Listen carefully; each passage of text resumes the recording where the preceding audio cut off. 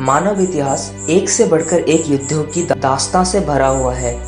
जहां ज्यादातर युद्ध सीमा विवाद और ताकत के लिए हुए, वहीं कई युद्ध इतनी मामूली बात पर हो गए जिसकी कल्पना तक नहीं की जा सकती। एक ऐसी भी लड़ाई है जो तरबूज के लिए लड़ी गई।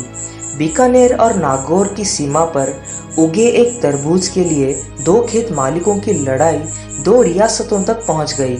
बात शुरू हुई है साल 1644 से। तब बीकानेर और नागौर की सीमाएं एक दूसरे से सटी हुई थी। बीकानेर का सिलवा गांव और नागौर रियासत का जाखनिया गांव इन दोनों रियासतों को आपस में जोड़ता था। साल 1644 के मई जून में एक तरबूज बीकानेर रियासत के आखिरी गांव में लगाया गया। तरबूज की बेल फैलते फैलते दूसरी रियासत के सीमावर्ती गांव में पहुंच गई। तरबूज के पकने पर दोनों गांव के लोगों में उसे लेने को लेकर झगड़ा होने लगा। एक का कहना था कि तरबूज हमारी जमीन पर उगा है, वहीं दूसरे पक्ष का कहना था कि उगा कहीं भी हो, बेल तो हमारे यहाँ फैली है। इस बात पर झगड़ा इतना बढ़ा कि दोनों तरफ के गांव के लोग रात रात भर जागकर पहरा देने लगे कि दूसरे पक्ष के लोग तरबूज ना उखाड़ ले। फैसला ना हो पाने पर आखिरकार बात दोनों रियासतों तक पहुंच गई और फल पर शुरू ये झगड़ा युद्ध में बदल गया। आज भी राजस्थान के लोगों के बीच मतिरे की राड़ का किस्सा खूब कहा जाता है। इतिहास में इस लड़ाई का हालांकि खुलकर जिक्र नहीं मिलता है, लेकिन आज भी राजस्थान के लोगों के बीच मतिरे की राड़ का किस्सा खूब कहा जाता है।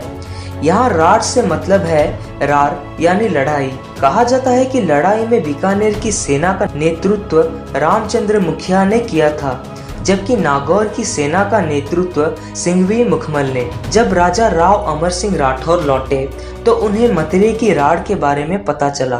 तुरंत ही अपने ही रियासत में चल रहे इस युद्ध को रोकने के लिए राजा ने अपील की। हालांकि युद्ध तब तक हजारों सैनिकों की जान ले चुका था और हाँ, युद्ध में नागौर के सैनिकों की बुरी तरह से हार हुई और मतिरा आखिरकार बीकानेर के हाथ लगा। हालांकि इस लड़ाई का जिक्र ज्यादा नहीं मिलता है क्योंकि ये रियासतों की शान के खिलाफ भी माना जाता है। साल 1644 के मई जून में एक मतिरा यानी तरबूज बीकानेर रियासत के आखिरी गांव में लगाया गया। विदेशी धरती पर भी अजीबोगरीब युद्ध होते रहे।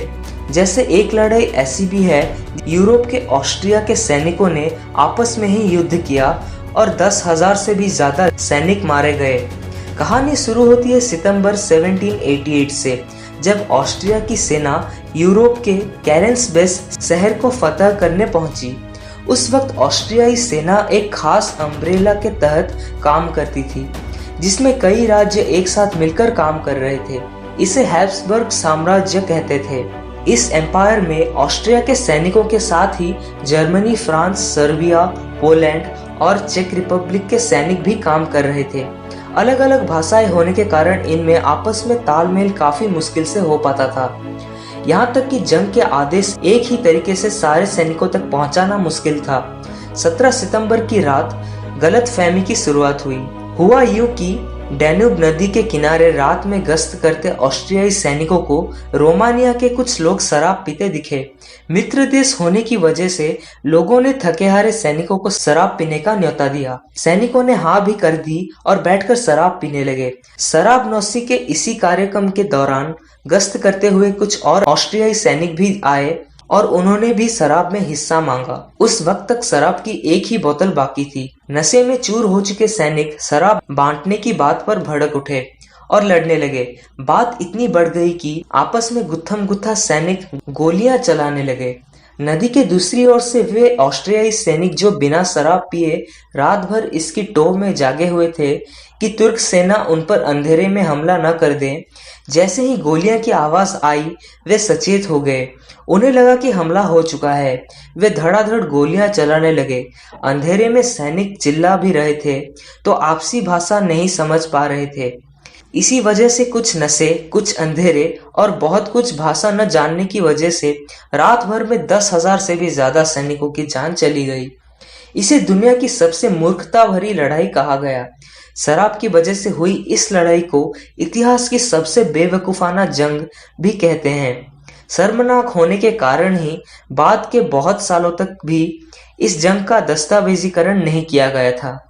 दोस्तों, वीडियो पसंद आई तो लाइक करिए वीडियो को और साथ ही चैनल को सब्सक्राइब करके बेल आइकन ऑन जरूर कर दें ऐसे ही और इन्फॉर्मेटिव वीडियोस देखने के लिए।